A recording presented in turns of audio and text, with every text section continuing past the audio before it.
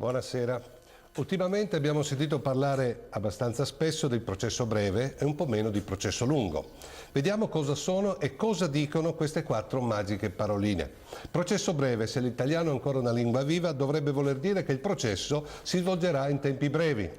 E su questo credo solo un cretino può non essere d'accordo, ma purtroppo non è così. Vuol dire semplicemente che se il processo non va a sentenza nei tempi previsti dalla legge, il processo muore lì e chi ha avuto, chi ha dato, come dice il vecchio adagio. Per cui la vittima non avrà giustizia e l'eventuale colpevole se ne andrà libero e beato. In questa legge poi è stato aggiunto, chissà per chi, un piccolo codicillo che abbrevia ulteriormente la prescrizione per gli ultra 65 incensurati. Questa legge non accorcia i tempi dei processi per i cittadini neanche di un nanosecondo, come vorrebbe l'Unione Europea, ma accorcia i tempi di prescrizione, per cui è evidente che con un buon avvocato la prescrizione è assicurata. Per il tripudio dei borseggiatori, dei topi d'appartamento, dei truffatori, degli stupratori, degli usurai, degli istruttori, dei corruttori, dei magnaccia, degli spacciatori di droga, dei pedofili, delle varie cricche economiche e via elencando. E tutto ciò alla faccia di chi si riempie la bocca con la famosa tolleranza zero. Grazie a questa legge avremo così centinaia di migliaia di mascalzoni liberi come fringuelli.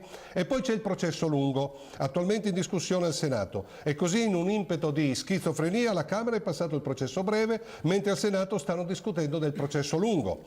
Una cosa così tragicomica può venire solo nel nostro disgraziato paese.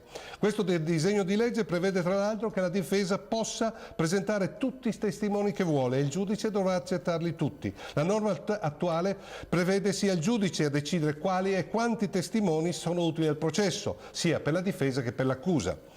Con questa norma invece un imputato potrebbe portare in tribunale centinaia e anche migliaia di testi e il giudice è costretto ad ammetterli tutti al processo, per cui è facile immaginare che per sentire molti testi, magari dando tutti la stessa testimonianza, il processo si allunga per mesi e anni, in tal modo scatta inevitabilmente la nuova prescrizione prevista e così il processo viene schiantato, morto, sepolto. Insomma, siamo nella più pericolosa deriva da Tana liberi per tutti, Tana libera per tutti. In carcere finiranno gli extracomunitari e qualche povero ruga galline senza santi in paradiso. Chi ha un briciolo di possibilità economica la farà sempre franca, ripeto, sempre franca. Se non si velocizzano davvero i processi, ad esempio sburocratizzando gli iter processuali e strizzando più risorse, il processo breve accoppiato con quello lungo sarà la tomba del diritto nel nostro paese. È chiaro che tutto questo va a beneficio dei potenti che delinquono. Svegliamoci da questa ipnosi prima che sia troppo tardi, o forse lo è già. Arrivederci a mercoledì prossimo.